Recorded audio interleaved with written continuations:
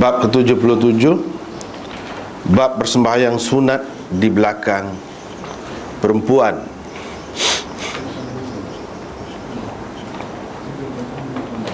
Imam Bukhari dengan sanadnya meriwayatkan daripada Aisyah, isteri Nabi sallallahu alaihi wasallam, bahawa beliau berkata, aku selalu tidur di hadapan Rasulullah sallallahu alaihi wasallam dalam keadaan dua kakiku melintang arah kiblatnya.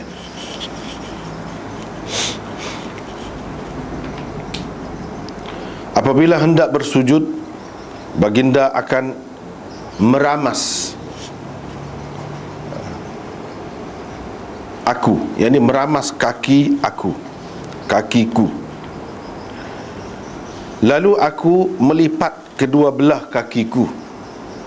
Setelah baginda bangun, aku menghulurkan semula kedua belah kakiku.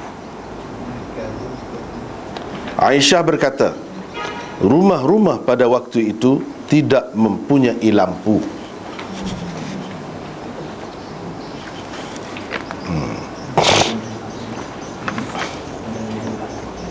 Itulah.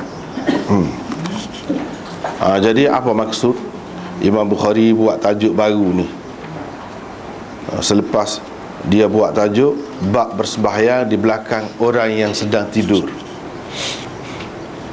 Hak ni pun tidur juga. Tapi perempuan, jelas dia buat tajuk.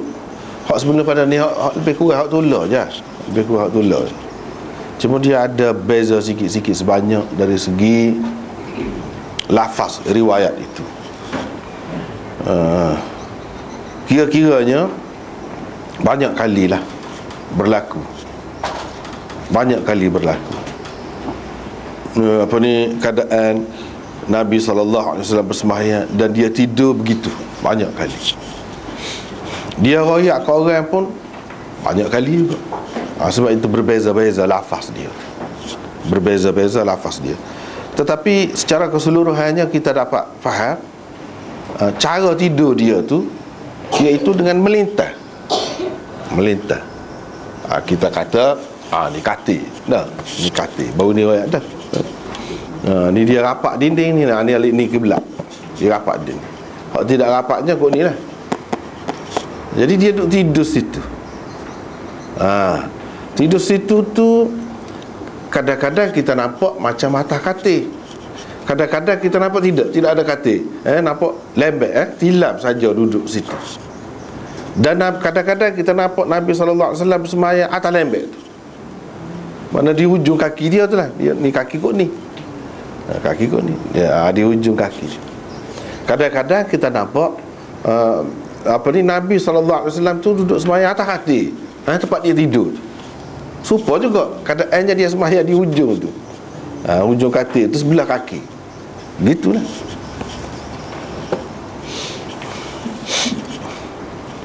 Jadi benda ni berlaku banyak kali. Itulah yang dapat kita kesan melalui riwayat Aisyah ini. Di sini dia nak ayat boleh bersembahyang sunat di belakang orang perempuan. Supaya baru ni juga. Apakah Imam Bukhari bermaksud nak cerita sah sembahyang ataupun boleh bersembahyang sunat dengan mengikut tok imam perempuan? Baru ni sebab perkataan khalfa tu selalu dia guna. Selalu dia guna dengan makna sembahyang di belakang tok imam. Orang depan dia tu jadi tok imam. Selalulah dalam kitab disebut as-salah khalfal mubtadi' misalnya, bersembahyang di belakang ahli bid'ah. As-salah khalfal fasiq, bersembahyang di belakang orang fasik. Maksud dia nya hak fasik tu jadi tu imam, ahli bid'ah tu jadi tu imam. Dia sembahyang belakang ni bukan dia duduk di belakang orang tu saja, dak, orang tu jadi tu imam. Apakah Imam Bukhari bermaksud gitu sih? Kau maksud bersembahyang di belakang orang perempuan tu tidak bersembahyang, kita tidak ikut dia. Cuma dia duduk depan, jadi kita ni duduk di belakang dia. Itulah yang dimaksudkan oleh Imam Bukhari. Yang kedua saat ni, bukan orang perempuan tu dia duduk sembahyang depan jadi tu imam, kalau duduk di belakang ni ikut dia jadi makmum dia, tidak. Tu kena jelas dulu. Sebab perkataan khalfa itu sering kali, banyak kali dalam kitab-kitab ni dia guna dengan makna alif belakang dia jadi makmum. Hak duduk depan tu jadi tu imam. Dia nak ayat hak tu. Jadi sini tidak. Tidak. Tak boleh kita faham mengikut pendapat Imam Bukhari orang perempuan boleh jadi tu imam. Orang lelaki boleh ikut dia alif belakang sebab dia buat tajuk gini. Tak boleh. Tak ada orang faham lagu tu. Tak ada orang faham gitu. Semua faham maksud Imam Bukhari sini supaya hadis hak dia bawa tajuk tu lah. Aisyah tu tidak jadi tu imam. Kan Aisyah tu dia semaya dia kata alif belakang. Aisyah tu jadi tu imam kau? Tidak. Jadi dia tidak nak ayat cerita bab semaya ada lah ni. Dia nak cerita tentang duduk alif belakang. Duduk alif belakang. Kalau duduk setara, ni kita duduk semaya sini. Dia orang lelaki duduk semaya sini, orang perempuan duduk sama betul sini. Duduk sama betul sini. Bukan semaya lah, dia tidak jadi tu imam lah. Sama betul. Dia tidak semaya, dia duduk cacat ke, dia duduk cokoh ke, dia tidur ke, sama betul. Imam Bukhari nak ayat tu lagi tak apa. Sebab duduk depan pun tak apa. Orang yang semaya tu duduk alif belakang dia. Kalau dia duduk setentai, tak apa juga. Kalau dia duduk alif belakang, kau tak apa. Hak tidur saat ni, hak perempuan yang tidur saat ni duduk alif belakang, kau tak apa. Kalau sama-sama semaya, duduk sama tu, boleh ke tidak? Boleh. Tidak kata siapa batas semaya tu. Cumanya kita tak boleh lah duduk dekat. Ada juga lah ni amalan je ni. Hak tak apa betul lah. Bukan tak apa betul, memang tak betul lah. Pasal apa? Dia ada kalau cuba tengok dalam internet tu, tengok-tengok tempat tu di negeri orang putih, dia nak suruh menampakkan Islam dia menghormati orang perempuan kan, ada duduk sekali. Sila-sila. Sebab lelaki duduk dalam saf. Satu saf tu perempuan, lelaki duduk gitu. Tak betul. Lagu tu tak ada. Hak lagu tu tak boleh pakai. Salah dah lah tu. Salah. Tersasul lah tu. Tapi kalau dia bersemayam sama betul seperti lagu mana? Zaman dulu tempat kita. Tempat kita ni zaman dulu. Lepas tu dia berkurang amalan lagu tu.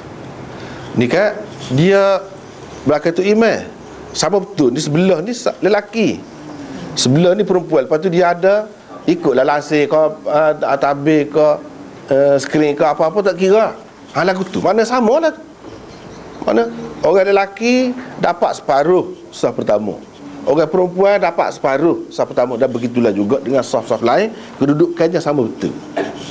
Lagu tu sah. Semaya semua ni ikut seorang tu imam. Tu imam tu lelaki depan. Lagu tu tak apa. Bahkan dari segi fiqh Syafi'i, ada pendapat, termasuk Imam Nawawi sendiri, dia kata hak tu moleknya. Hak tu molek. Tapi orang yang sudah tinggal, sebab apa dia ikut hak kebanyakan, pendapat hak kebanyakan, asalnya kedudukan orang perempuan dia duduk alif belakang zaman Nabi. Jadi kita tak boleh nak mari dalil yang menunjukkan orang perempuan tu zaman Nabi duduk sama lagu tu. Duduk sama lagu tu.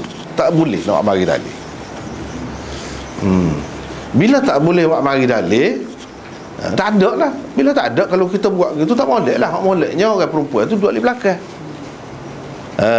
Gitulah hak dalam hadis gambarannya. Orang-orang tua dewasa duduk depan, lepas tu kanak-kanak lelaki di belakang lagi tu, belakang benar tu perempuan.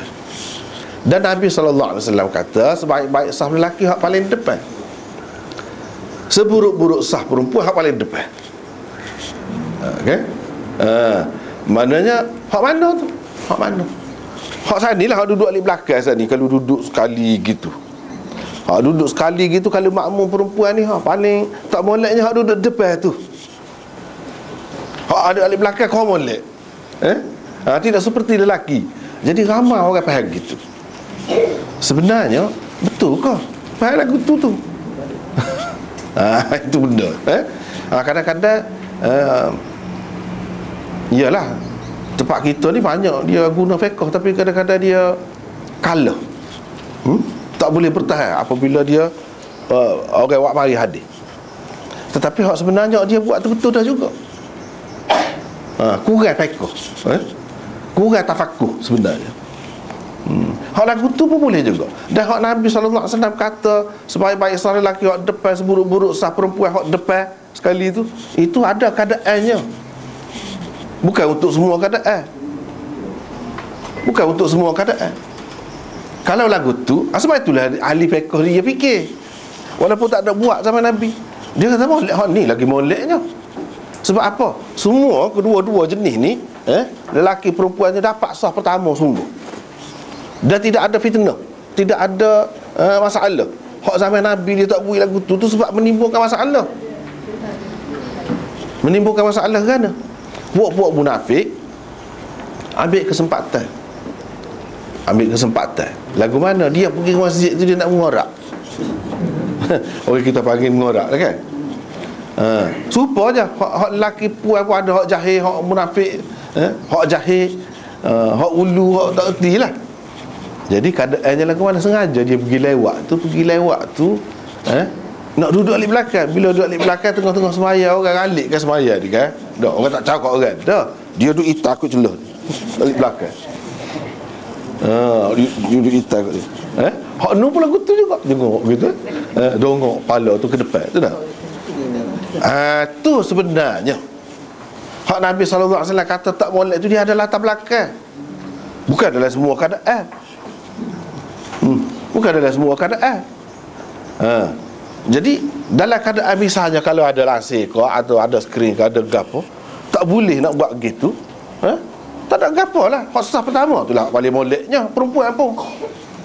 Kalau kita terima alik belakang, orang perempuan ada alik belakang, hak sah pertama tu tidak paling tak molek. Paling molek dah juga. Sebab tidak ada fitnah tu. Zaman Nabi dulu ya tak ada skrin-skrin tu dipakai terbuka gitu ya. Gitu. Dia tak ada. Bila tak ada, adalah ambil kesempatan. Jadi Nabi SAW kata gitu, dia tuju kepada orang yang berkenaan. Bukan dia nak ayat dalam semua keadaan sah pertama perempuan ni tidak molek. Bahkan sah pertama molek juga. Sebab nak ayat gapo maksud sah pertama, sah kedua, sah akhir tu nak ayat gapo. Serupa juga pada lelaki dan perempuan. Bukan khusus untuk lelaki saja. Kena duduk depan sah pertama untuk Islam ni. Nak berjual Islam. Jadi lelaki saja duduk sah pertama, perempuan biar duduk alik belakang tu. Tak usah terlibat, tu lebih molek. Takkan gitu. Dalam Islam ni, kalau kita tengok dalam sejarah Islam ni, yang menyumbang bukan lelaki saja, perempuan pun. Jadi kalau lagu tu seseolahnya melemahkan semangat, tidak membuka ruang kepada perempuan untuk kehadapan dalam buat kerja agama. Padahal maksud sah pertama tu kalau mati, kita lah mula-mula sanggup mati kerana Islamnya. Kalau derma, kita lah. Kalau gapo-gapo pebak Islam ni kita. Gak hati tidak khusus untuk lelaki, perempuan pun gitu juga, dikehendaki begitu juga. Bahkan ada kalanya perempuan lebih ke depan lagi. Jadi maksud sah pertama tu tetap ada. Yang jadi kata tak molek tu kerana sebab-sebab yang baru mari. Bukan pada asalnya hak duduk sah pertama tu tak molek. Dalam semua keadaan ada. Tu. Jadi hak golongan yang kata satu hak duduk alik belakang ni memang duduk alik belakang sungguh. Kalau ada skrin, ada penghalang ataupun tidak ada gapo-gapo berlaku, kalau tak ada pun tak ada dah suasana hak puan Nabi tegur dulu, tak ada. Maka sah pertama tu lah lebih moleknya. Juga untuk perempuan pun. Kalau semaya tu molek betul, molek berlaku. Lelaki perempuan tak ada ambil kesempatan, maka sah yang pertama orang perempuan tu seperti lelaki, lebih molek. Tapi sah yang pertama di kalangan dia, alik belakang tu, di kalangan dia. Satu lagi pendapat yang mengatakan dak sah pertama ni sah pertama sungguh dah sama betul dengan lelaki. Seperti orang-orang kita duduk amal tempat kita di dulu. Hak tu pun betul. Tapi jadi berubah. Hak tu pun betul. Cuma jadi berubah tu sebab apa? Sebab tak boleh nak bui dalil lah. Tak boleh nak bui dalil. Nabi pernah buat? Tak boleh. Cuma berdasarkan fiqh. Ulama-ulama fiqh kata gitu, sama lah, sama tinggi lelaki dengan perempuan. Pun duduk alik belakang pun, walaupun dia duduk sah pertama pun alik belakang. kan? Dia tengok amalan Nabi SAW di zaman dia. Dia tidak kira orang perempuan ni duduk sama dengan lelaki dalam buat kerja agama. Jadi dia faham daripada waktu lah dia kata molek duduk gitu tu. Tapi tak boleh buat mari dalil. Situ dia jadi lembut. Jadi orang tak berapa nak pakai hak tu. Tapi kena ingat nak pakai hak ada dalam hadis ni, orang perempuan duduk di belakang. Jangan anggap sah pertama dia tu sama-sama tak molek. Jangan anggap gitu. Silap tu kalau anggap gitu. Sebab Nabi kata gitu adalah latar belakang dia. Oleh kerana tak boleh buat mari dalil, dia jadi kurang. Tak apa kemah lah.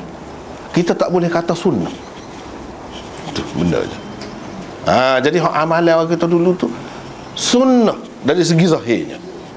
Cuma sunnah dari segi maknanya, maksud Nabi tu itu ada ijtihad, ada fiqh ulama faham gitu. Boleh. Sebab sunnah naik kereta, hak zahir tak ada Nabi naik kereta. Tapi sunnah dari segi maknanya ada naik kereta pun, walaupun Nabi tak naik kereta. Sunnah dari segi makna dia. Dari segi maknanya apa dia?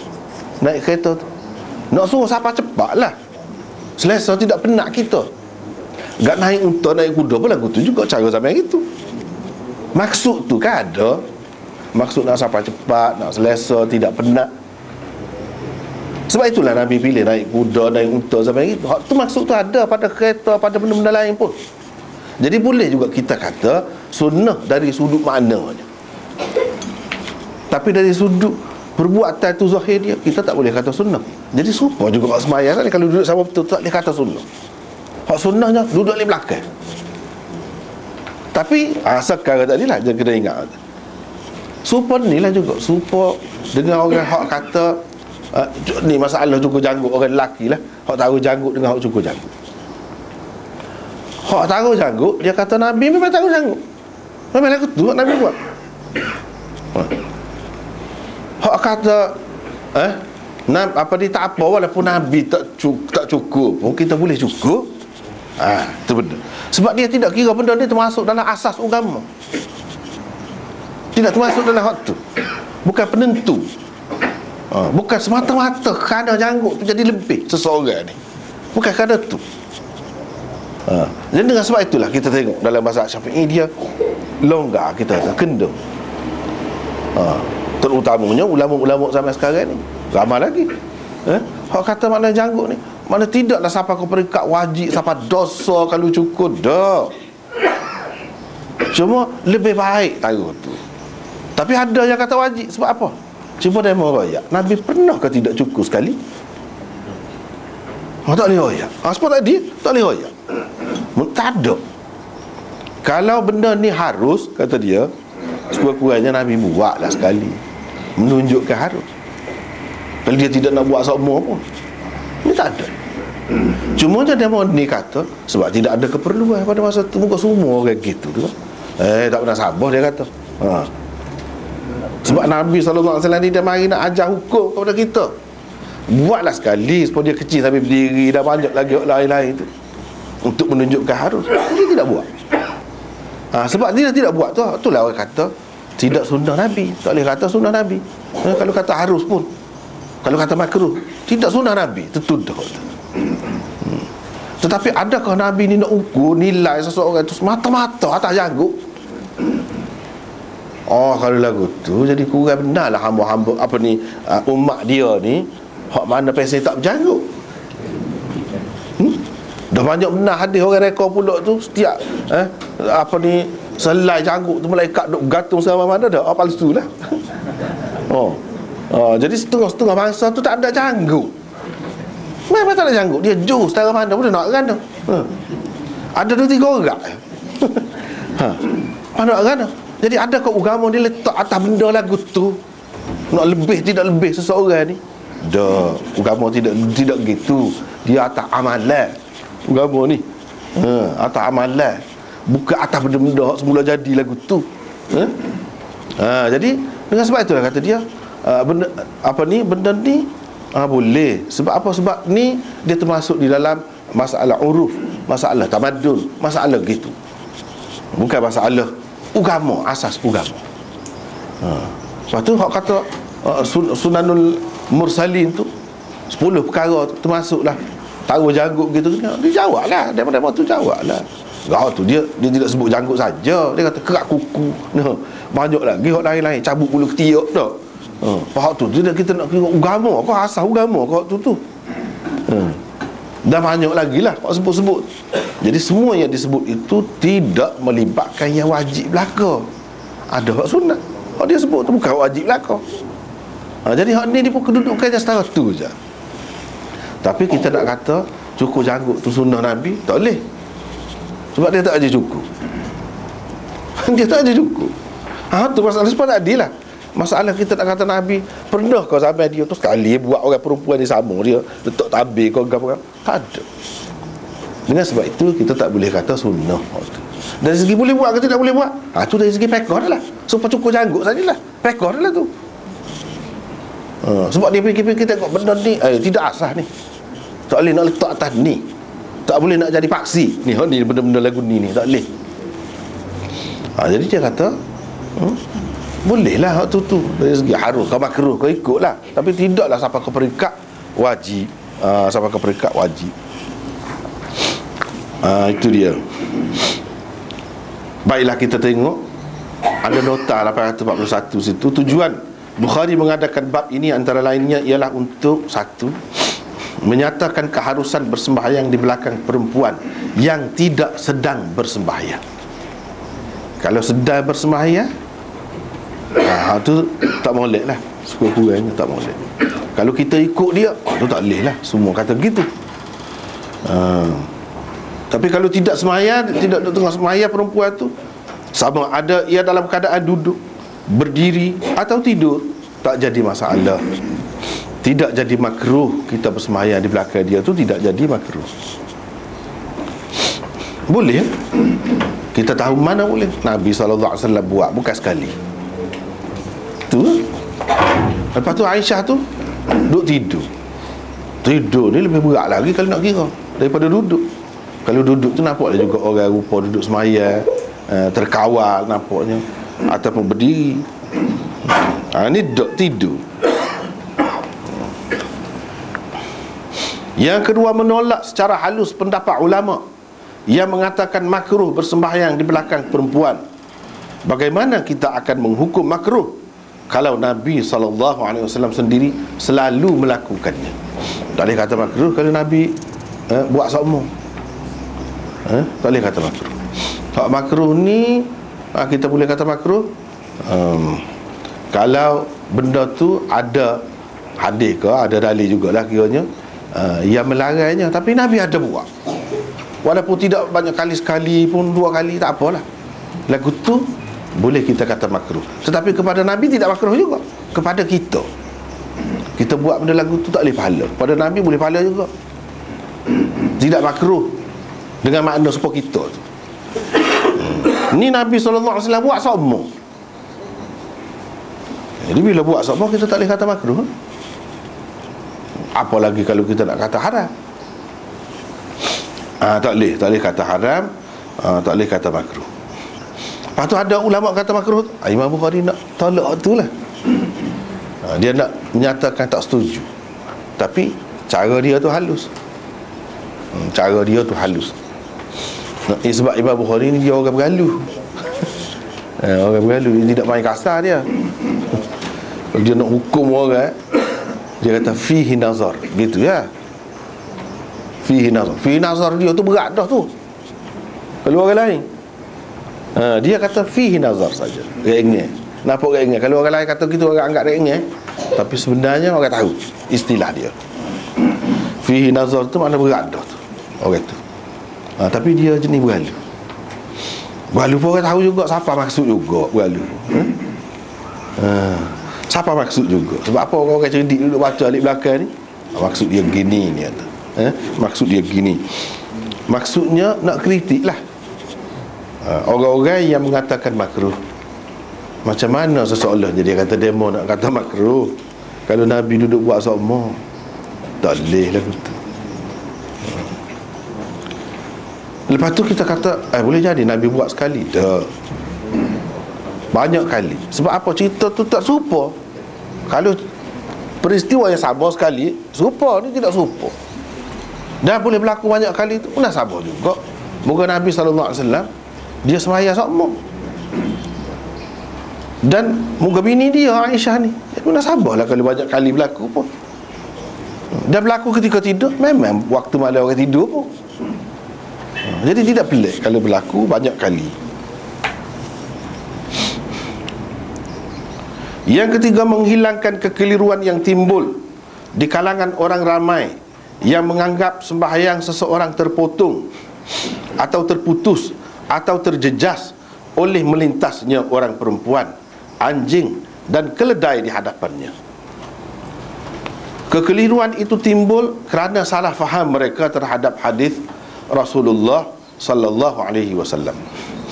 Mereka sepatutnya memahami bahawa kalau orang perempuan yang tidur dengan melintang arah kiblat, seseorang lelaki yang sedang bersembahyang tidak memotong atau menjejaskan sembahyangnya, masakan sembahyang akan terpotong atau terjejas dengan sebab melintasnya seseorang perempuan semata-mata. Itu Imam Bukhari nak ayatnya. Jadi ada orang duduk pegang dengan hadis Rasulullah. Ni siapa akhir ni? Dia cara Imam Bukhari. Kalau dia nak royak go tu, nak tekan hak tu, dia tekan pakai suk lah. Pakai habis dia tekan hak tu. Tak betul. Sesoalannya kata gitu tak betul. Tak ada terpotong. Tak ada terjejas. Tak ada terbatas. Apa nak kata terbatas tu lagilah. Terjejas pun tidak. Orang yang bersembahyang tu, yang terjejasnya siapa? Orang hak melitah tu. Hak melitah tu.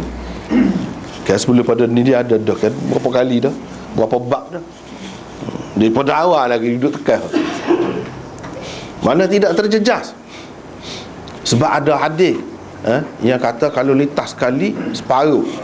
Hak tu mana suruh sekat tu, mana faedahnya kepada orang yang sembahyang tu. Sebab apa sembahyang dia terjejas?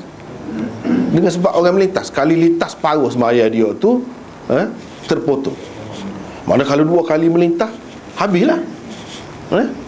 Habislah. Mana sembahyang dia terpotong. Jadi takkanlah kerana perbuatan orang lain sembahyang kita ni jadi terpotong, jadi kurang. Imam Bukhari nak ayat tu tidak jadi kurang.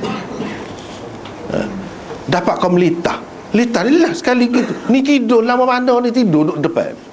Lagi berat lagi kata. Kalau lah memotong sembahyang seseorang yang ni menjejah sembahyang dia, tentu Nabi tak buat, kata dia. Tentu Nabi tak buat gini. Nak ayatnya tidak terjejas. Jadi bila tidak terjejas, tak apalah. Yang terjejasnya orang hak melitah. Ini tidak melitah dia kata. Bukan melitah.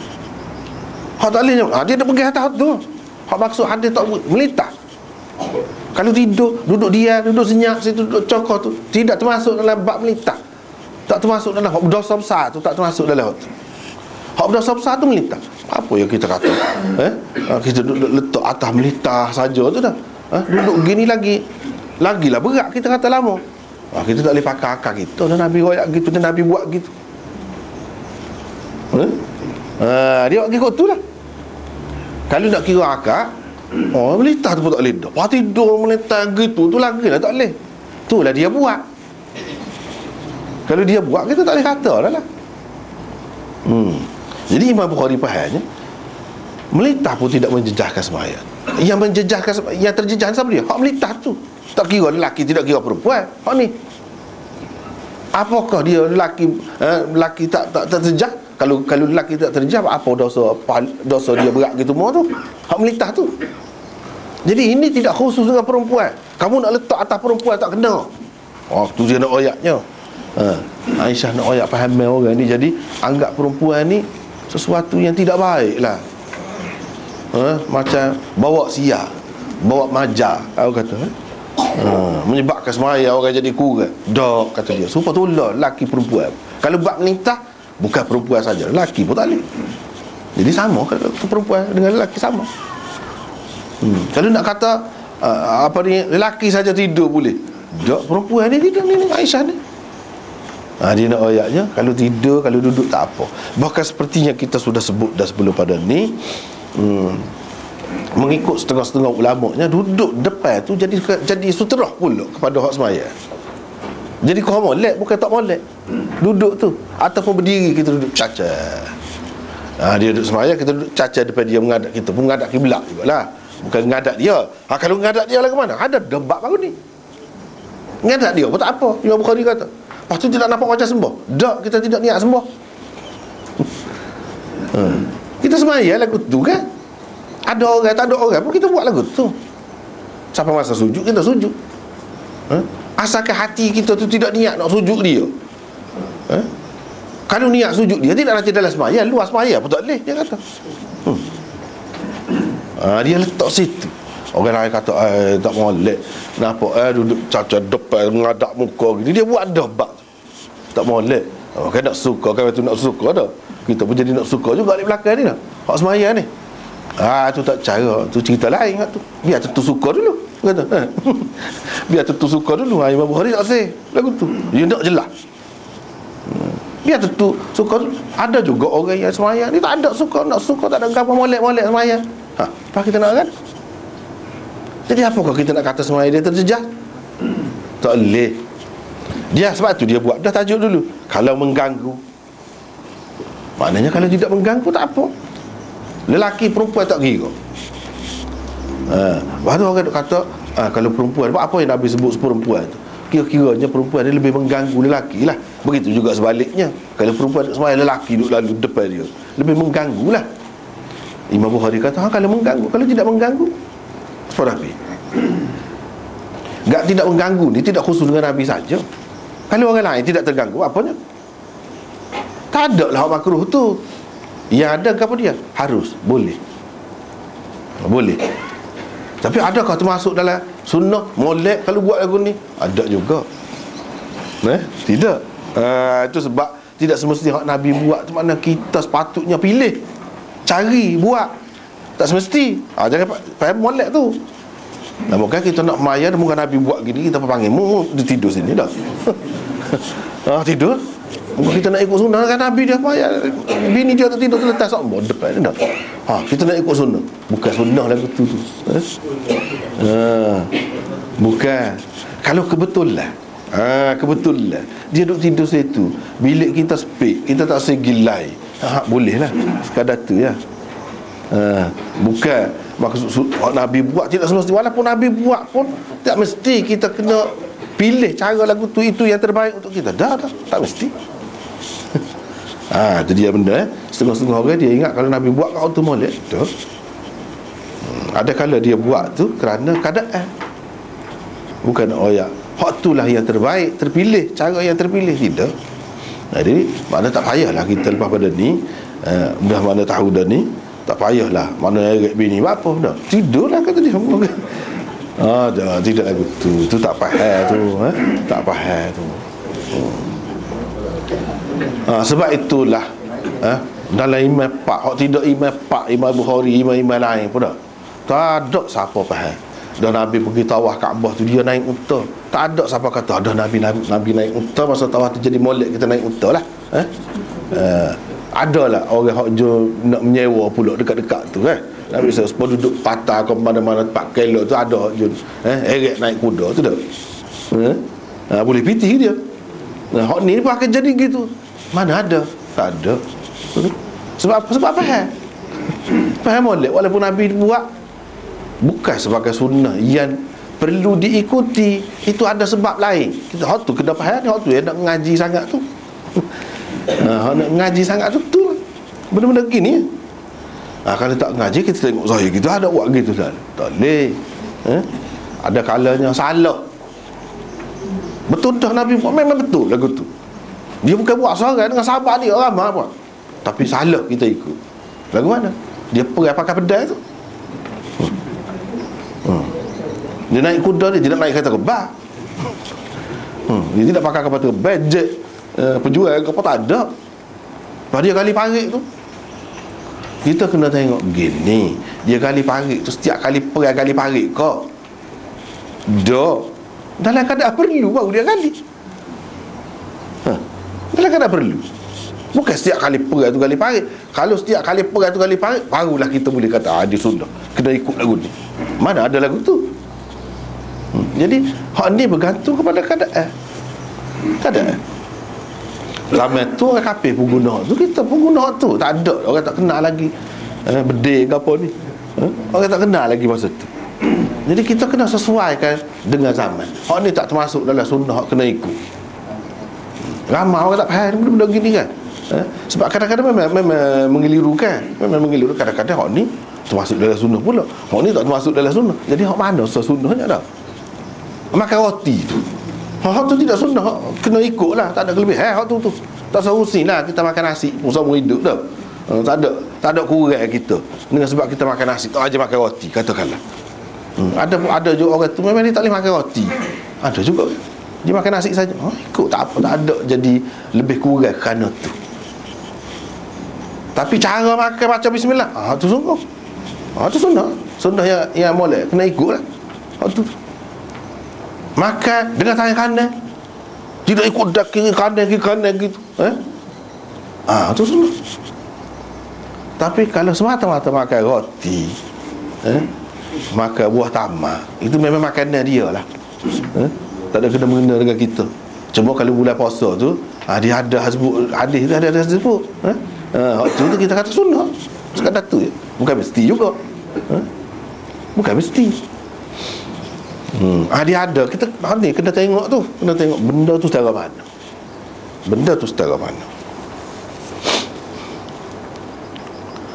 Jadi Aisyah apa ni, Imam Bukhari nak cerita di sini gapo dia? Orang perempuan tidak memotong sembahyang orang lelaki. Begitu juga sebaliknya. Memotong memutus. Di sini. Bukan membatal. Memotong tu makna mengurangkan, menjejaskan. Jadi bagi Imam Bukhari tidak. Dia faham mana? Aisyah pun faham gitu juga, tidak terjejas. Kalau tidak dia tak akan buat gitulah. Jadi makna kalau kita kata terjejas, salah belaka lah. Aisyah pun salah, Rasulullah pun salah. Dan kalau benda tu memang terjejas, apa dia suruh, apa dia biar Aisyah tidur situ. Aisyah tidur di belakang dia. Aisyah tidur di ni. Dia semaya di depan. Apa tak boleh lah. Boleh, dia boleh kata begitu. Kalau kita kata speak, speak ni mari duduk ni, dia semaya di sana, dia jadi duduk di belakang. Ni tidur. Dia biarkan begitu. Jadi Aisyah pun duduk buat gitu sama. Kalau kita kata benda ni menjejaskan, tak kenalah Nabi SAW buat tu. Dan kalau kita kata tak kena Nabi buat, tak boleh lah. Dia panduan kita. Mana boleh kita kata Nabi buat tak kena. Kena dah tu. Kena.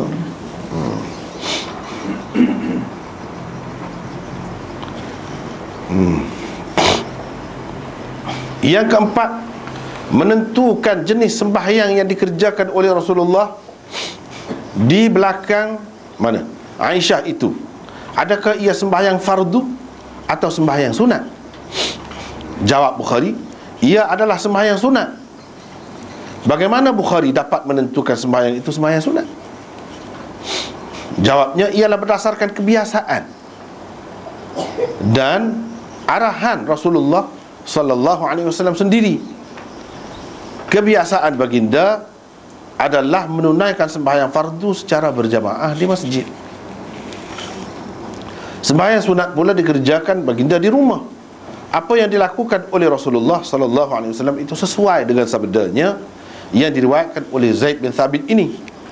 Sallu ayyuhan nas fi buyutikum fa inna afdhalas salah salatul mar'i fi baitihi illa al-maktubah.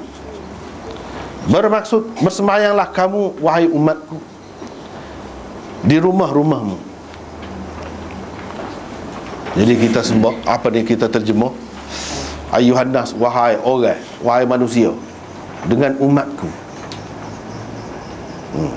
Tidak salah mana? Mana dia kata sallu ya ummati? Mana ada dia kata gitu? Tapi kita terjemah gitu. Mana-mana pula tak?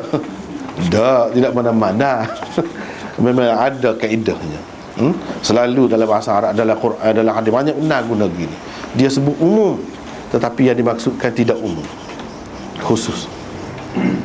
Sebab apa maknanya dia nak suruh manusia semuanya semaya? Ada kau orang semaya, kafir tu. Tentu tidak. Kan kena mengena dengan tema tu.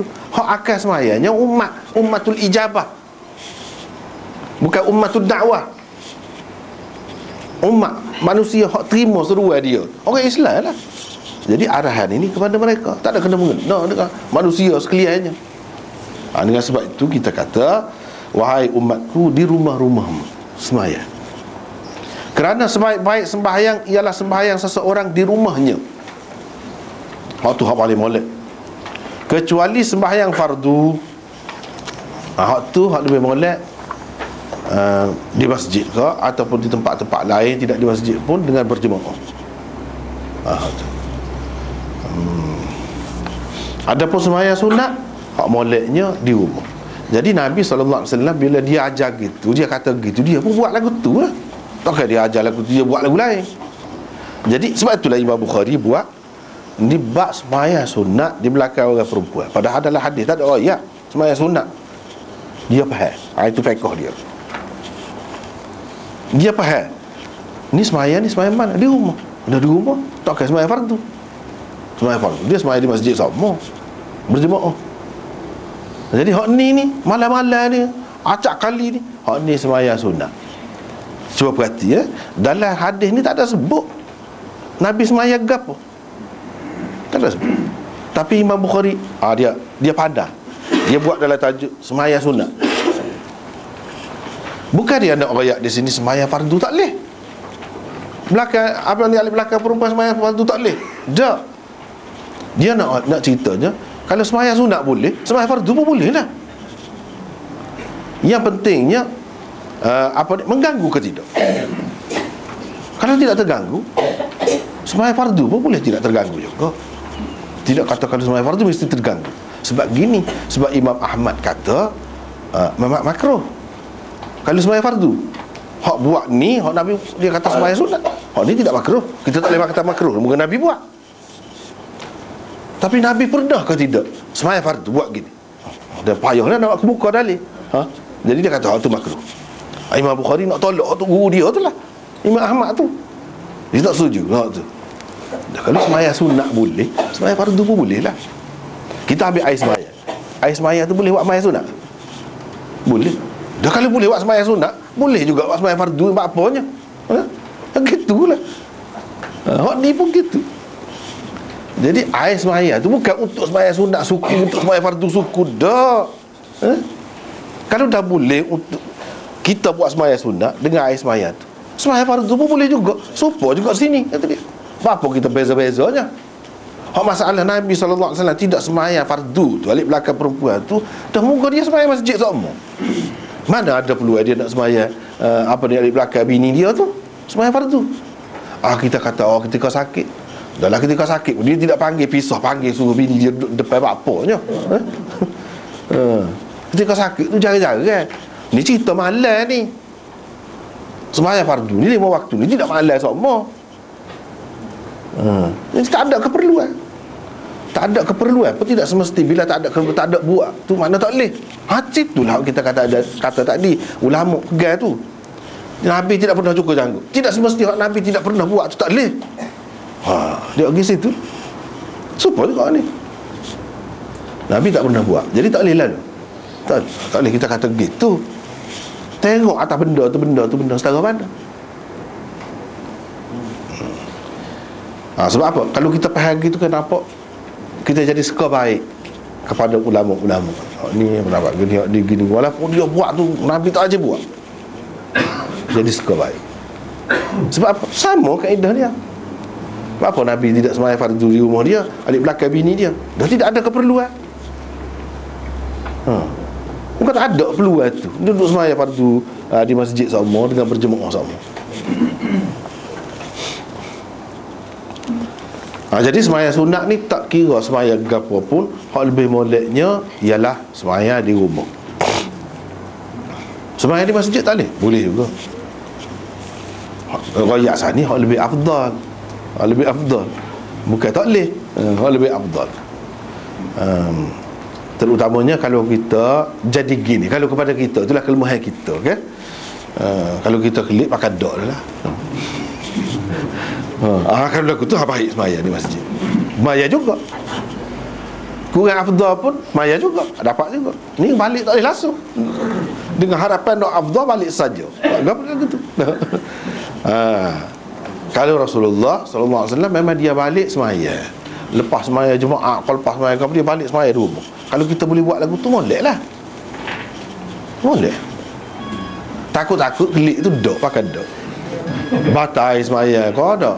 Malah dah lah nak ambil air semaya je. Ataupun lama berhenti tengah jalan tu dah, siap makan dengan cendol dengan apa dia kedai tu dah, lupa dah. Tidak gitu tidak gitu. Takut jadi menghalang kita lah. Sebenarnya kalau sementara tengah balik tu kita alah kelik, kita nak kelik lagi kau kecek dengan orang beli gapo-gapo sikit ataupun makan minum air batu, kita kata tak apa, boleh lagi, tak putus lagi tu. Tak butuh lagi, boleh lagi semaya rawatib orang panggil, semaya kapik, semaya fardu tu boleh lagi buat selama tu. Tidak, lama kan kita kata kalau balik jadi lamanya tak ada lah. Dah Nabi tahu dah lah dia ayat gini ni buat molek di rumah tu. Takkanlah rumah orang dekat masjid belaka. Hak jauh tu nak mana? Hak jauh, nak boleh sampai ke rumah tu setengah jam. Tak ada lah bahagia dia. Tak nak ikut Nabi kata semaya dulu lebih molek lah ke mana? Kepada dia. Dia kena ada lah kepada hak jauh molek semaya masjid. Apa dia tak royak gitu? Jangan nak jadi Nabi dia kena jelas. Royak belakang. Bila dia tak ada royak, mana setengah jam pun kita nak sampai di rumah tu, lepas tu baru semaya tak apalah. Kalau tidak dia royak dah lah. Benda lagu tu kita dengan Nabi ni kena faham molek. Dia masalah agama dia tidak cuai. Kalau benda ni akan jadi gini dia akan royak.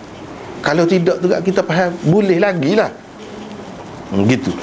Kalau tidak dia jadi lagu mana? Kalau kita kata tak boleh dah. Tapi Nabi tak royak, cuai dah lah. Tak sapa dah lah sepatutnya sapa kepada umat ni. Salah dah lah dia. Dia akan jadi gitu. Bukan main-main sebab kita tak royak pun tak apa. Itu pun salah dah juga tak royak. Sebab apa tak royak? Orang lain royak. Ramai lagi orang lain. Bukan seorang. Kalau dia tak royak, orang lain royak. Tapi kalau Nabi tak boleh, dia atas dia. Hak lain-lain semua ni tumpu ke dia. Kalau orang lain tidak gitu. Dengan sebab itu kalau tersalah, orang tak kira mana orang lain kalau salah. Dia lain secara mana ni ada gitu. Dia salah, Nabi tak salah. Dia salah, tak usah ikut Nabi ada kan? Mungkin kita boleh ikut Nabi semacam. Tidak gantung sepenuhnya kita ni dengan dia. Tapi berbeza Nabi tu sendiri. Sebab tu kena jelas. Ini antara yang kita sebut di sini. Selain daripada tu, boleh juga kalau kita nak kata di sini antara maksud Imam Bukhari-nya, sebab Imam Bukhari ni kadang-kadang dia rajin ulang apabila dia nak royak sesuatu tu. Maklumlah nak suruh kemah kan, dia kena ulang. Kalau nak suruh ingat ngapa, kita kena ulang. Nak suruh budak tu mana dengar kata tak padas sekali, kena banyak kali. Masa dia ada gitu. Jadi apa ni, Imam Bukhari memang lagu tu cara dia. Nak royak apa dia? Nak royaknya orang lelaki dengan orang perempuan ni hubungan dia sangat rapat. Jangan kita kata orang perempuan ni jadi penghalang, dia menyebabkan jadi kurang, jadi cacat, cedera ibadat kita. Jangan. Apabila kita nak merapatkan diri dengan Tuhan, dengan cara beribadat sembahyang atau lain-lain, kita mesti kena asingkan, pisahkan orang perempuan tu. Jangan nampak dia semolek-moleknya. Adakah gitu? Tak. Ni nak royak ni. Hak ni besar ni, walaupun nampak gitu ya. Sebab apa? Semua agama lain. Semua agama lain. Kalau bab lelaki perempuan ni, kalau bab ibadat, hak moleknya duduk jauh. Kalau tidak, dia kira dunia. Dia kira dunia. Jadi tak molek lah mengganggu. Kalau seseorang tu nak merapatkan diri dia dengan Tuhan, ada perempuan dekat, begitu juga sebaliknya orang perempuan, lelaki dekat mengganggu. Islam tidak mengajar gitu. Dia ubah hak tu. Dia tolak terus, langgar terus, bantah terus. Dengan cara lagu mana? Tengok Nabi SAW ni semaya ni, kalau kita orang Islam, satu keadaan yang paling dekat lah dengan Tuhan, ibadat yang paling istimewa. Lagu tu pun dia tidak pisah dengan bini, dia duduk dekat. Setuh dengan bini dia pun tak apa. Tidak kata bila setuh kat jadi kurang dah lah. Duk. Dia nak ajar tu bukan dia nak royak dari segi patah semaya sangat. Dak, hak lebih besarnya dia nak royaknya lelaki dengan perempuan ni duduk dekat seumur itu lebih mesra, lebih baik. Dan tidak menghalang, tidak menjejaskan ibadat dia. Cuba tengoklah orang kafir kan, padri dia ke ataupun hak perempuan dia tu tak nikah, hak tu lebih molek. Tok Sami lagu tu juga. Hak tak nikah tu bagi dia lebih molek. Jadi orang ramai-ramai ni hak nikah ni orang biasa ni, orang awam dia kira. Kurang molek lah ni. Abang kurang molek, tak ada arah lah muka rendah, puak-puak rendah. Nak hidup ni dia kena lagu tu. Orang-orang hak dengar Tuhan berkata dengan Tuhan, dia tak perlu dah pada hak dia semua. Tu baru betul. Kekasih Tuhan. Dia faham gitu nak kan? Nah. Hak salah tu lah, hak salah dah agama tu. Nabi mari nak betul hak tu lah. Dah. Dengan sebab tu bulan puasa dia tidur sekali. Bulan puasa dia duduk sekali dengan bininya. Ketika puasa, ketika semaya duduk sekali. Nak keluar pergi semaya dah, dia sayang bini dia. Lepas tu dia pergi. Dalam hadis sebut tak ambil air semaya. Maknanya tidak jejak ibadat kita dengan bersentuhan dengan perempuan. Soal ada iman ni tak saya pakai, itu cerita lain, itu bab lain. Ni nak royak ada. Dia mandi sekali dengan bini dia, mandi sekali. Nabi mandi sekali, tidak semua. Ada ketika dia mandi sekali. Ketika bini dia mari kota, dia tidur sekali, makan sekali. Sebab orang Yahudi, dia nak tolak tu, nak tolak ni agama ni tak betul belakang ni. Ni semua ajaran tak betul. Orang Yahudi kalau mari kota tak boleh makan sekali, tak boleh minum sekali, tak boleh tidur sekali, tak boleh duduk majlis yang sama, tak boleh. Jadi hak tidak tu kena duduk suku. Begitu mau. Jadi itu semacam penghinaan. Mesti kecil hati kita kata. Selama ni duduk sekali semua orang tiba-tiba mari kita, kita nak ada. Bukan pilihan kita nak mari kota tu. Lepas tu ada kebaikannya, hikmat Tuhan juga. Tak kira dah hikmat Tuhan, tak boleh berlaku. Nabi SAW tidak. Aisyah kata ada kala dia tidur sekali tu, kalau kena tubuh dia lah, darah, dia akan basuh. Dia basuh tempat tu ya, dia kata. Dia tidak basuh sampai mandi. Basuh tempat orang kena tu. Kalau kena kain dia akan basuh tempat orang kena tu saja. Tidak kata sampai basuh kain tu semua sekali. Nak royaknya tidak menyusah Nabi ni, menyusahkan diri tak ada. Dan menyebabkan perbuatan kita tu menyebabkan isteri terasa jauh, terasa tersisih, kecil hati, semacam hubungan tu, kasih sayang tu ada ketika je. Tidak, sama-sama. Itu ajaran dia. Kalau kita perhati nampak benar. Dan kalau dia tak buat, orang akan kata kok mana-mana pun Nabi tak buat, jadi tak molek lah. Kalau kita menikah, kalau kita duduk dekat dengan orang perempuan, kita tak molek. Ni kalau Nabi sendiri buat, tak ada alasan nak kata benda ni tak molek. Sebab apa? Dia orang yang paling takut pada Allah SWT. Kalau benda ni jadi kurang agama, tentu dia tak buat. Dah ada contoh daripada dia, kita tahu lah. Itulah sebaik-baiknya. Dengan sebab itulah rahbaniyah ataupun rahbanah dalam Islam ni dia tentang kehidupan, cara hidup kepadrian. Cara hidup kepadrian. Dia tak suka. Biasanya kalau pakai pakaian satu warna saja. Nabi pakai macam-macam warna. Kalau makan hak tak sedap saja. Dah. Hak tawar tu. Hak tawar tu betul. Dah. Kalau puak-puak tu wali dia makan betul. Nah. Betul. Tak boleh makan kau lain. Daging ayam tak boleh. Nabi makan belakang. Ayam makan. Hak kita tak makan, arnak dia makan. Dah. Lepas tak makan kan? Dah lah. Setengah-setengah orang hak tak selera tu lah. Dah. Dia makan. Daging kambing memang makan. Daging lembu, daging unta makan. Pakaian dia pakai belakang. Kain dia pakai, seluar pakai, jubah pakai, macam-macam pakai. Hak orang kafir pakai pun dia pakai juga. Tidak khusus dengan orang Islam pakai saja. Cuba tengok. Jadi maknanya tak ada kena mengena benda ni semua tu dengan hati seseorang, dengan ibadat dia, kedudukan dia, darjat dia di sisi Tuhan. Benda tu tak ada kena mengena. Kita tak boleh kata. Kalau orang kata pakai comel, oh dunia adalah dia, tak takut Tuhan adalah dia, tak boleh kata. Kalau dia makan ayam, dah ayam percik ke ayam, kita tak boleh kata dia tidak zahid. Tak boleh kata. Sebab apa dia? Sebab dia lebih zahid pada Nabi. Kita tak boleh kata. Kalau orang kata tidur atas tilai, atas lembek, dah atas katil, oh ini dunia, tidak, tak boleh kata. Sebab apa? Nabi buat berlaku. Bukan sekali dia buat.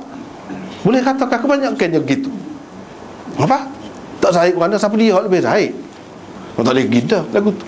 Kecuali kalau kita kata ada orang lain buat lebih molek daripada Nabi, boleh jadi.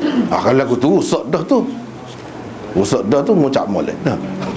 Mengucap wa asyhadu anna Muhammadar Rasulullah, tak apa makna. Adakah kita mengucap sebut nama orang lain? Besar tu. Benda besar tu. Jadi itu semua benda besar. Nampak gitu je. Kita kata Nabi suka berahi juga dunia. Hubbiba ilayya min dunyakum salasun. 3 perkara bagai dunia kamu aku suka. Apa dia? Orang puas. Kita kata Nabi suka orang tenor pula dah. Patut nikah ramai pun. Suka dia kecek tu dalam keadaan mana? Tentu kita kena fahamnya. Untuk apa dia kata gitu? Dalam suasana nak menghapuskan pahaman lama tu. Hak anggap perempuan ni teruk, perempuan bawa sial, perempuan bawa majar, perempuan ni menjauhkan seseorang daripada Tuhan. Dia nak buat hak tu. Aku kasih bahkan. Bukan makna kasih tu, makna berahi kepada orang perempuan supaya hak kita faham ni dah. Kalau dia lagu tu menikah masa muda lagi lah. Tidak gitu. Bini dia tu seorang je anak dara. Tak boleh dia nak nikah anak dara lain. Orang berebut nak bui ke dia. Itu menunjukkan tak ada maksud dia golai. Maksud dia golai. Hak dia sukanya orang perempuan. Mana dia suka, bukan benci. Ada orang ni, kadang-kadang orang-orang agama ni dia kena benci kau orang perempuan tu baru molek. Perempuan sebaliknya gitu, kena benci kepada lelaki tu. Baru molek, baru rapat dia dengan Tuhan. Nabi nak ayat hak tu, tak boleh benci, kena sayang. Bapa tak sayang, pak kita ni mana kalau tidak orang puan hak jatuh tu. Kan? Kalau tengok hadis banyak tu kan, suruh taat kepada ibu lebih sangat tu gapo? Lebih perempuan lah. Tak tahu ayat lelaki ni lebih setara mana, dia mari daripada orang perempuan juga. Jadi munasabah agama tu, ajaran tu munasabah sesuai. Tidak kata jauh bertentangan dengan fitrah semula jadi manusia, tidak. Tu bezanya agama Islam dengan agama lain. Beza. Tak apalah. Lepas tu kita pergi kepada hadis. Kita pergi kepada hadis Aisyah, isteri Nabi SAW berkata, aku selalu tidur. Selalu. Bukan sekali dah. Selalu tidur di hadapan Rasulullah SAW dalam keadaan dua kakiku melintang arah kiblatnya. Jadi kita terjemah melintang arah kiblatnya berdasarkan hak lain banyak lagi. Mu'taridah dia sebut. Itu melintang.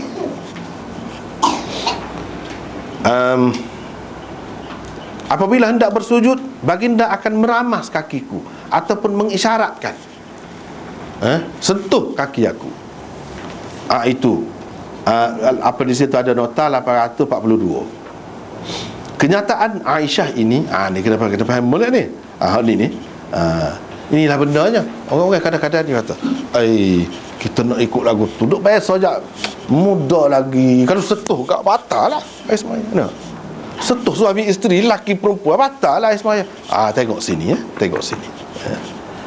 Kena belajar menghormati orang lain. Menghormati orang lain. Kalau tak seitu pun tak apa, hormatlah sikit. Gitu. Kenyataan Aisyah ini dipegang oleh Bukhari, golongan Hanafiyah dan golongan Zahiriyah sebagai salah satu dalil tentang tidak terbatalnya wuduk seseorang dengan sebab bersentuhan dengan wanita. Hak ni pun nak hapus hak dulu juga. Setuh jadi batal. Jadi mana semacam kurang juga tu. Semacam kurang juga tu ibadat kita tu. Dah ada tak batal, barulah nampak benar. Tak ada perempuan ni membawa kekurangan, menyusahkan. Tak ada.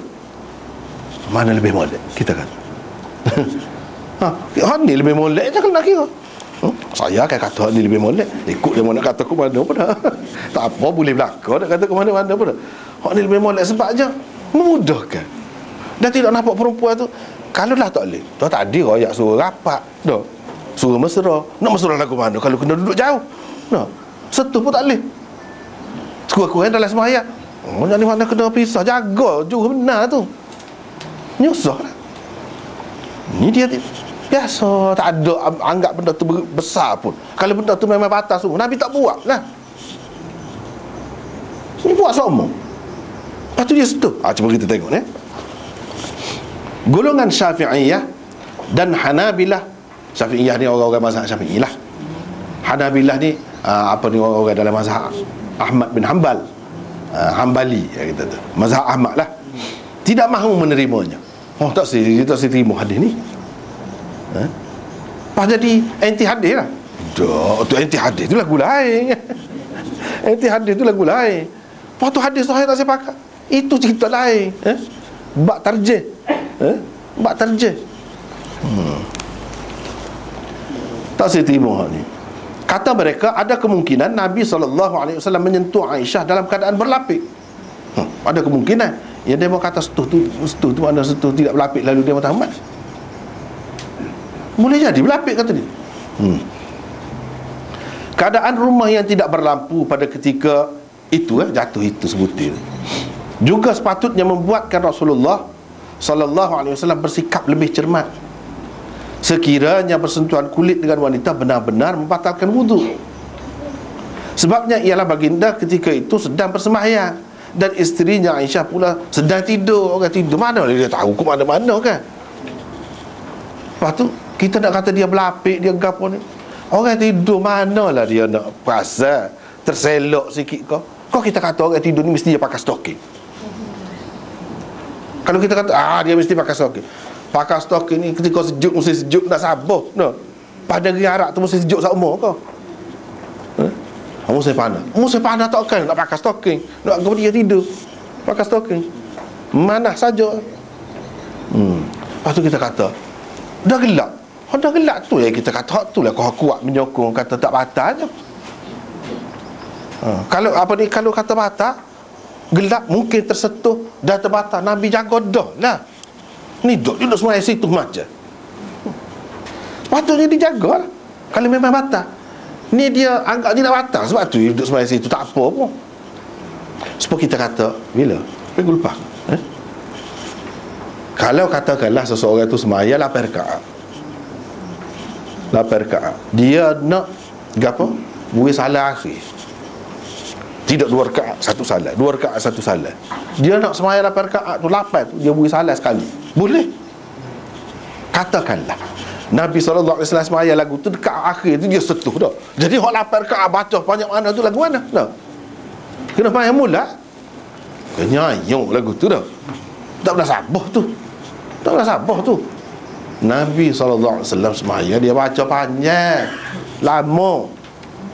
Tiba-tiba kalau kita adaikan semaya dia tu dia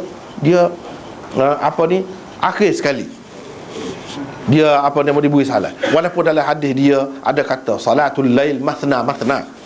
Semaya malam ni 2 rakaat. Itu masih banyak lagi pendapat ulamanya. Orang kata begitu, kata begini. Ataupun hak tu hak lebih baik, hak lebih molek. Kita kata jangan-jangan dia ada juga. Kalau katakanlah dia buat panjang tu dekat akhir ni ataupun masalah patah semaya. Tidak kau pernah hijab tu hijab yang sia-sia. Adakah Nabi SAW ni nak sabar buat hijab lagu tu? Dah 2 jam dah semaya, lepas tu patah. Ujung tu patah. Tak sabar. Tak pernah sabar. Kecuali kita kata memang tak patah. Sebab tu dia boleh buat. Lepas tu dia kata kalau orang kata dia berlapik, dia mau tahu mana berlapik tu. Dia tak lihat mari dalil je kok. Andaian saja dia kata boleh jadi. Enggak boleh jadi, tidak berlapik. Boleh jadi ni orang tak letak atas boleh jadi tu. Nak berlapik setara mana? Setara mana? Dalam keadaan tidur ni, dia boleh terbuka mana-mana. Pada Nabi tak perasan muka gelak kan? Dia akan tersentuh mana? Kalau kata pakai stokis, tak betul ya? Lutut paha kalau terselak boleh jadi kena. Dia tak nampak, muka gelap. Aisyah kata dah tak ada lapu. Kalau ada lapu nak sabar juga. Tempat dia nak pegang tu tempat berlapik.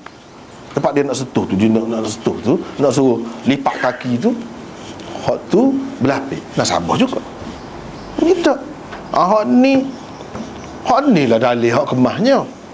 Demo tu tak saya pakai juga. Pakai nak kan ikut dia lah. Benda lagu ni tak kata ya. Kita kata sedap ni dah. Dia tak say. Ikut tak say.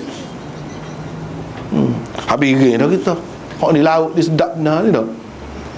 Dia kata tak sedap. Dia tak say. Sedap juga kata dia tapi tak say. Nah. Ikutlah kalau kita tak say kata apa. Tapi kepada orang yang nak ikut tak ragu ni dalilnya. Salah satu. Bukan sunni je. Banyak lagi yang lainnya. Imam Bukhari boleh tak pegang atas benda tak jelas gini dah. Ni dalil sokongan. Dalil sokongan. Banyak lagi yang lain. Antara soal tadi lah kita sebut tadi dalam Abu Daud, dalam kapal ada sebut Nabi nak tubik semaya tu dia siung dulu bini dia. Lepas tu sebut jelas dalam hadis tak ambil air semaya, pergi semaya. Pakai nak kan? Takkanlah Nabi semaya dalam air semaya dia terbatal. Lepas tu kita kata dah, takkanlah Imam Syafi'i tu pandai gitu semua tu tak jumpa ke dia, jumpa ke demo. Imam Syafi'i kata dah, hadis tu dia kata dia tak saya pakainya, dia ragu, dia tidak jelas seorang perawi dia Ma'bad bin Nubatah tu kata dia. Kalau saya jelas dia tu siapa, dia tu orang molek, orang Ju, saya pakai kata dia. Dia royak. Pas orang lain kaji dia orang molek, orang Ju, tak ada satu lah. Cuma Imam Syafi'i tak tahu. Takkan Imam Syafi'i tak tahu. Kita kata takkanlah satu orang dia kenal belakang orang dalam dunia ni. Dia alim, metakah dia alim jadi dia kenal belakang lah. Tak gitu, tak betul tu lagu tu. Dia sendiri royak dia tidak kenal. Pak kita kata dia kenal belakang pula. Tak. Dia sendiri royak dia tidak kenal kawan tu. Kalau dia tahu, jelas dia ni orang molek, saya pakar kata dia. Lepas tu dia kata kalau hadis tu hadis sahih, itulah mazhab aku. Pakar tu. Tapi orang ni dah tak ngaji. Hak dia tahu Imam Syafi'i kata batal, tak boleh lah. Dia tak tahu dah Imam Syafi'i cerita lagu mana. Dia tak tahu dah hadis tu Imam Syafi'i kata gana. Tapi itulah orang panggil taklid buta. Pak tu buta tak tahu apa ikut dia. Tak boleh lah gitu. Nabi SAW tak apa kena, cuma dari segi maslahat umumnya takkanlah orang semua nak jadi alim. Tapi kalau jadi alim belakang kau molek, dia tidak larang. Dia tidak kata tak molek. Kalau cakap kan kita naik kapal terbang, tak sampai kereta ni ramai orang pandai kan. Kapal terbang lah kita kata dah. Kapal terbang, kalau pilot dia tu jadi gana-gana, kita tak pandai. Gitu ya. Nak kan? Nak lompat kita dah. Lompat saja. Dah kejar kaki nak kan ni dah. Garu kepala. Tapi kalau kita pandai, tidak semestinya driver ni dia sedar sok. Kita bawa kereta pun kalau sebelah kita tu hak pandai, nak jatuh pagi dia pegang steering tu. Apa nak galah gitunya.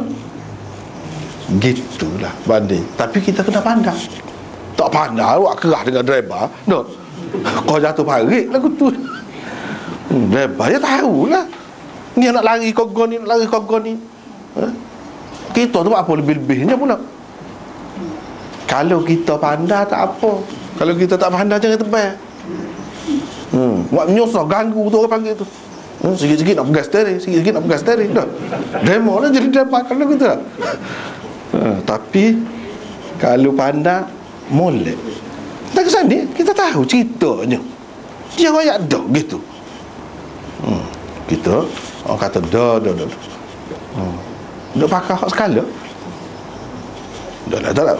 Tidak salah hak skala tu pun tidak salah. Lah lah. Tapi kalau saya tak sih payah-payah. Apa lah, nak ambil mudah semua. Apa ya nak ambil payah semua tu?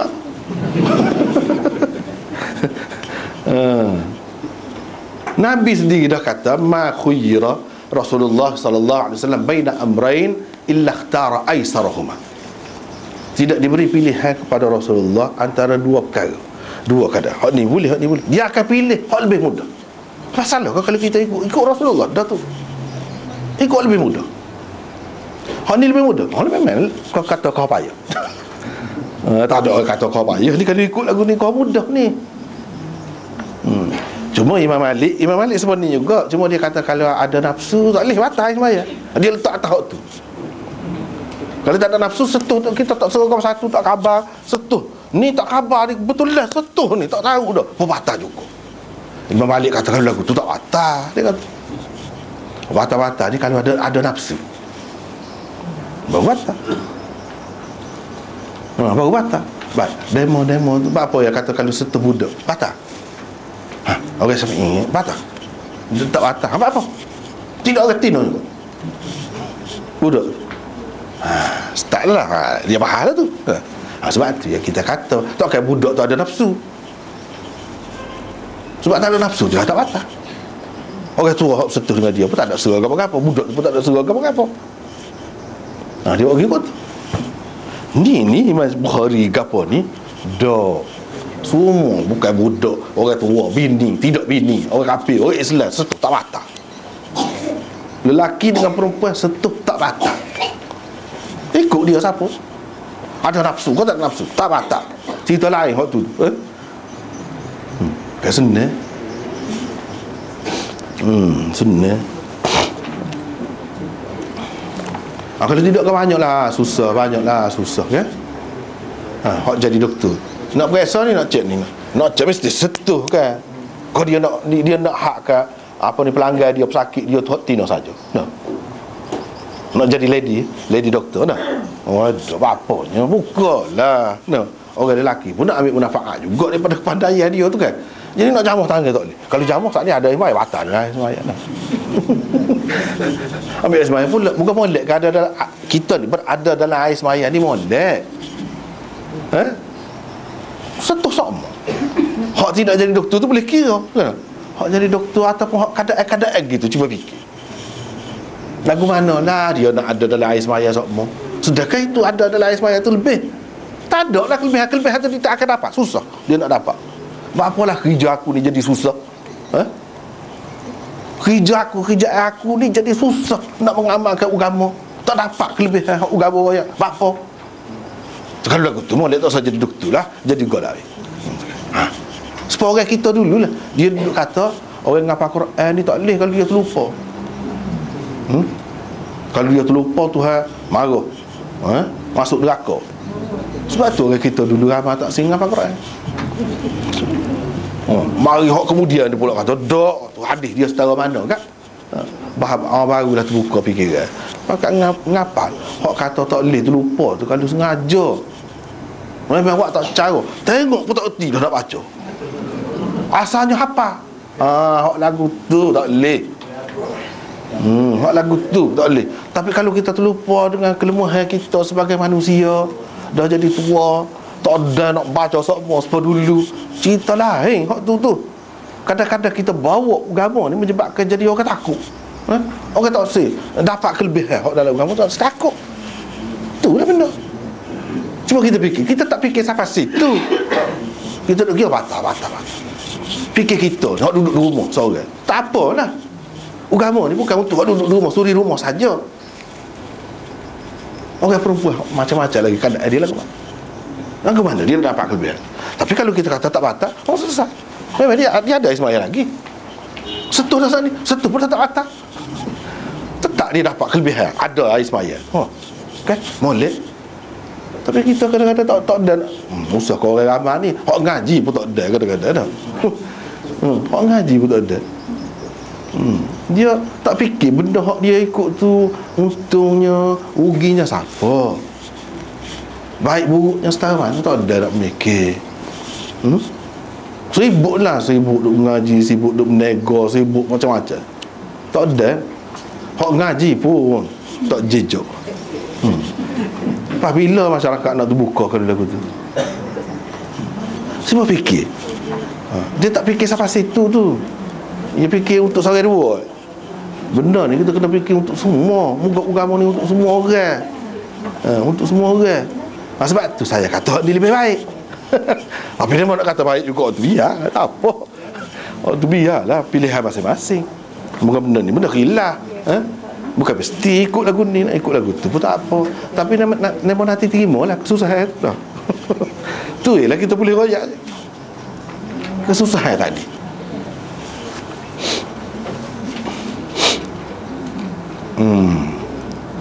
Banyak lagi hal lain. Ini salah satunya. Salah satu. Baiklah. Aisyah kata rumah-rumah pada ketika itu tidak mempunyai lampu, tak ada lampu. Nota akhir sekali, antara pengajaran, panduan dan hukum hakam yang dapat diambil dari hadis ini ialah satu, keharusan bersembahyang dengan menghadap kepada wanita. Boleh sah sembahyang, tidak jadi makruh. Lepas tu ada orang kata makruh. Tak suruh pakai hot tu lah. Kalau pakai hot tu memang jadi gitu. Memang jadi. Kalau kita pakai hot Syafi'i ni batal, memang batal. Tak usah pakai hot tu. Boleh kah? Dah. Ni ramai ni hok kata gini ni. Kita kata tak boleh lagu kan? Sebab tu kita kata cubalah hormati orang lain juga. Kalau semua kita nak ikut Syafi'i, bila nak ikut Bukhari? Bila nak ikut Imam Bukhari? Dia imam mujtahid juga, tidak kurang daripada Imam Syafi'i.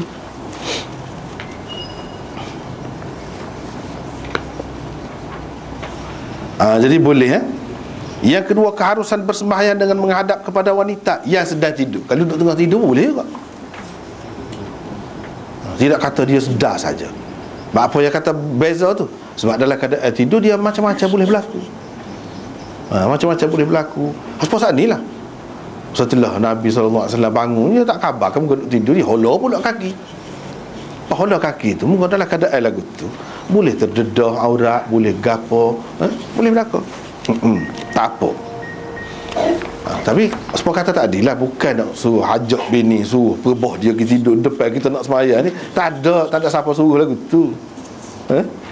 Dengan anggapan ini sunnah. Tak ada orang kata gitu. Tapi kalau berlaku, kita jangan kata gapo. Syaratnya kita tidak terganggu. Kalau kita terganggu tak sah lah. Mungkin kita nak ibadat ni, nak ibadat. Kalau terganggu tak sah. Tanya diri kita sendiri lah. Tanya diri kita sendiri. Ada kita ni orang ramai-ramai lah, kalau tengok belik-belik sikit nak suka lah. Nak suka lah. Kalau kita tidak jenis tu, tak apa. Kalau kita tidak jenis tu, kalau kita jenis tu, tak sah. Tu je, mudah. Yang ketiga, keberadaan wanita di hadapan orang yang sedang bersembahyang tidak menjejaskan sembahyangnya. Begitu juga sebalik, tak ada menjejaskan. Yang keempat, menyentuh wanita atau bersentuhan kulit dengannya tidak membatalkan wudu.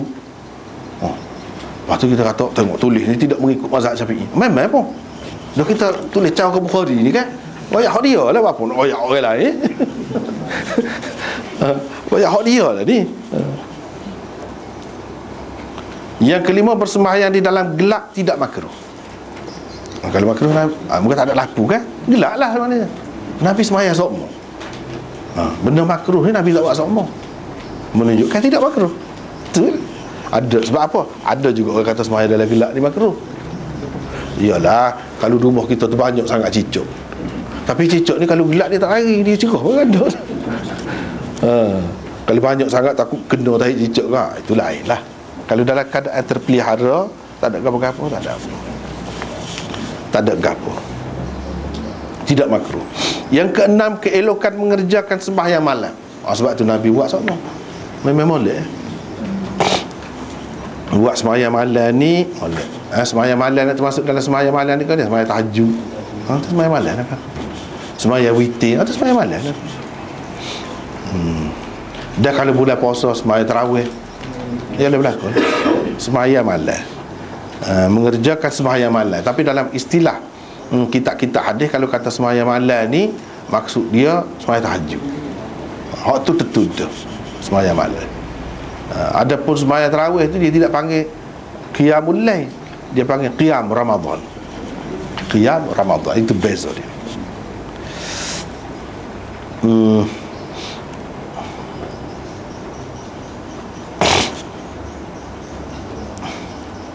Yang ketujuh, pergerakan yang sedikit ketika bersembahyang tidak membatalkan sembahyang. Jadi Nabi SAW ketika gerak tangan dia gerak setuh tu, jadi dia setuh tu lagu mana? Macam-macam lah. Ada yang kata dia ramah. Dia ramah.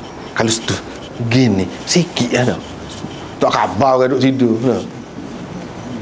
Dia kena kuat juga. Dia cocok ke, dia tekan ke, ataupun dia ramah ke, begitu. Boleh berlaku lah. Itu maksud Ramazani tadi tu. Ramazani.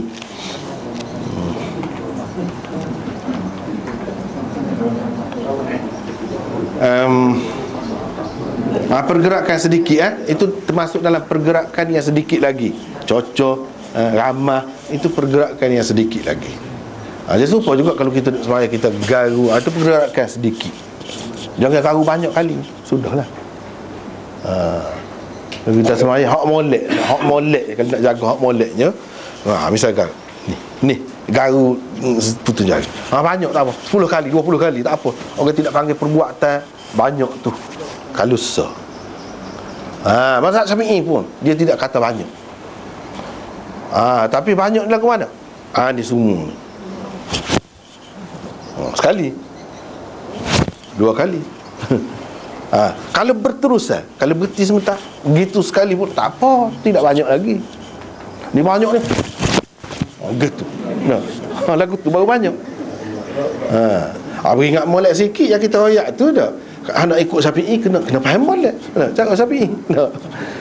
Misalnya rajin orang sembahyang kan dia pergi. Ni kalau mengikut Syafi'i ni tak sah sembahyang, batal. Allahu Akbar. Berayun tangan dia. Sebelah ni pun sah dah kira.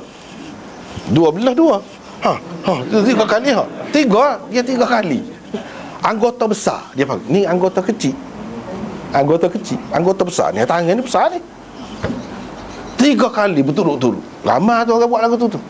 Bapa duk berayun, sini selalulah. Allahu Akbar, sinilah. Nah. Tak masuk lagi ni. Tak masuk niat lagi dah. Tu susahnya dah. Tu pun satu penyakit juga. Allah, satu penyakit juga tak masuk niat. Nak boleh ke masuk tu pun sport igak gapo dah. Darahnya. Itulah penyakit was-was tak salah. Tak salah. Padahal yang sebut derah dah usalli sebelum pada tu. Kata sebut usalli ni, sebut derah dengan lidah ni menolong. Tak padahal sederah mana dah. Kata gap lagi dah. Sebab tu benda tu tak perlu semua. Nabi tak buat dah. Kepada orang hak faham molek, tak sebut usalli pun masuk dia. Sekaligus. Ni berapa kali usalli derah dah. Kita nak sebelah dengar. Tak masuk macam. Dia hak tu sebenarnya tak perlu dia tu. Itulah benda kalau kita buat benda-benda hak tidak ada asas dia. Benda tu menyusahkan diri sendiri juga akhir. Yang ke-8, keharusan tidur dengan melintangkan kaki di hadapan orang yang sedang bersembahyang di tempat-tempat yang sempit. Boleh lah kalau lagu tu. Bukan pisah pergi tidur depan orang duduk sembahyang tu, tak ada pasal tu, tak usah lah buat. Tidak termasuk dalam sunnah waktu tu. Yang ke-9, kesempitan hidup Rasulullah SAW dan ahli keluarga baginda kerana sikap zuhud mereka. Zuhud ke zuhud, sebab kita kata tak lah. Dia ada katil juga, ada lembek juga. Tidaklah kata Tak ada semua tu tidur atas tanah. Tak ada lapu.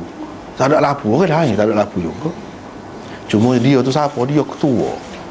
Biasanya ketua dia istimewa. Tapi Rasulullah SAW tidak. Dia buat sepuluh ramai-ramai. Kalau dia nak dia seorang, boleh. Kayak biasa kita tengok. Apa kita kata lah ni, rumah orang biasa ni, raja lah modah dia pakai benda tu ni. Ekon kau kita kata. Ni ketika orang lain tak ada, dia pun tak juga. Gitu. Kalau dia nak, boleh. Termasuk dalam hot tu. Termasuk dalam hot tu. Itu suhuk lah tu. Nak kira boleh dia. Yang ke-10, kebanyakan rumah di zaman yang disebutkan oleh Aisyah itu tidak berlampu. Dia kata rumah-rumah pada hari itu tak ada lampu. Ketika dia kecek, mana ada lampu dah lah. Kan? Dia kata rumah-rumah pada masa itu tak ada lampu.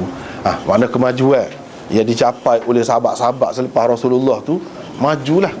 Jadi orang Islam sebenarnya banyak, rumah-rumah ada lampu. Itu ketika dia raya. Sebab Aisyah lama hidupnya selepas daripada Rasulullah SAW wafat tu, lama di zaman Sayyidina Muawiyah, di hujung pemerintahan dia baru dia mati. Jadi ketika tu umat Islam senang. Bila senang, adalah lampu. Jadi itulah antara perbincangan kita dalam bab ni. Sekat itulah dulu. Wallahu a'lam.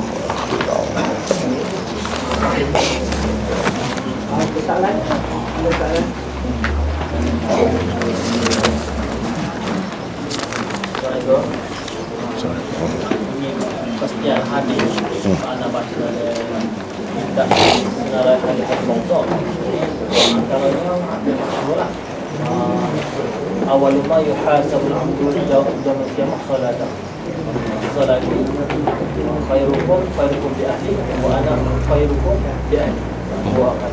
Adakah dia mawdu' kaidah mawdu' apakah lafaz yang sahih yang sepama dengan sekali lagi pasal fatwa Yusuf Dr. Yusuf Qaradawi ada mengatakan bahawasanya al-bai'u wa syara' al-bada'i min al-Amerika wal Yahudi fi hadzal waqt min al-kabair. Minta pencerahan. Ada. Jadi berhubung dengan hadis itu, kita kena ingat satu perkara kan. Kadang-kadang seorang ulama tu bagi dia hadis itu maudhu'. Tidak semesti semua ulama terima gitu. Bagi saya ni tidak maudhu' tu. Tidak maudhu'. Dan ramai lagi ulama-ulama yang lain sebut tidak maudhu'. Kalau dhaif pun tidak, bahkan dia molek lah dia tu. Jadi kalau ada, kita kena faham gitulah. Kadang-kadang dia ada perbezaan pendapat. Kita kena ambil hak kebanyakan. Hak lebih ramai lagu mana? Hak lebih ramai lagu mana? Kalau dia dah hadis tadi, khairukum li ahli wa ana khairukum li ahli. Sebaik-baik kamu ialah orang yang terbaik dengan anak bini dia, dan aku adalah orang yang terbaik di antara kamu dengan anak bininya. Hak tu orang hak paling molek. Hak tu sahih tu, tak ada gapo. Jadi kalau ada orang kata, kita kena ingat gitulah. Kena ingat gitu. Dia kadang-kadang ada khilaf tu. Hak ni kata sahih, hak ni kata tidak sahih. Gitulah jawapan dia. Ini perbezaan ijtihad. Sebab inilah hak ni kata batal, ni kata tak batal. Gitu. Lepas tu berhubung dengan Qaradawi itu, dia kata beli jual beli dengan orang kafir Amerika, Yahudi ke apa, dosa besar lah ni. Itu fatwa tu dari sudut politik. Kita kena faham. Hukum ni dia tidak berkait dengan hukum semata-mata. Kadang-kadang dia berkait juga dengan politik. Jadi pada sayanya, kalau pendapat dia lagu tu dari sudut politik, bukan dari sudut hukum tu sendiri. Kalau hukum tu sendiri, kat mana-mana pun, kalau benda tu dari segi zahirnya halal, syukur, rukun dan syarat dia, tak ada gapo. Jadi dengan sebab itu, kita kira pendapat dia lah untuk sebagai tindak balas kepada orang-orang kafir itu, biar dia sera, biar dia begitu gini. Dari sudut itulah. Kita nak kata jadi berubah hukum tak. Tak boleh lah gitu. Cuma mungkin ada baik dia, ada kebaikan dia, ada kesan dia kepada orang-orang kafir yang memusuhi Islam tu, bila kita bertindak begitu dari sudut politik lah, dari sudut politik, bukan dari sudut hukum tu sendiri. Kalau dari segi hukum tu sendiri, dia tak boleh kata begitu. Dia tak boleh. Cuma sana lah, dia ada perkiraan tertentu, perkiraan tertentu. Jadi dari segitulah. Wallahu a'lam.